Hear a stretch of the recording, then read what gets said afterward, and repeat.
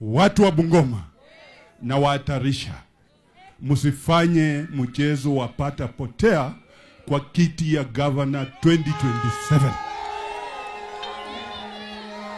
And I want to say here, and it is proven, mimi siko na Didmas. Mukienda hiyo njia, hiyo ndio njia ya pata potea. Nataka kuambia watu wa Bungoma, Tim Wanyonyi is the man to go. Tim Wanyonyi is the person who will deliver Bungoma. Tim Wanyonyi has a proven punch. And Tim Wanyonyi tutatembea na yeye mpaka milele. Bwana Yesu asifiwe. Na ilimeandikwa na ikaambiwa, ukitaka kutembea safari ya haraka, tembea peke yako. Lakini ukitaka kwenda mbali, tembea na watu wengi.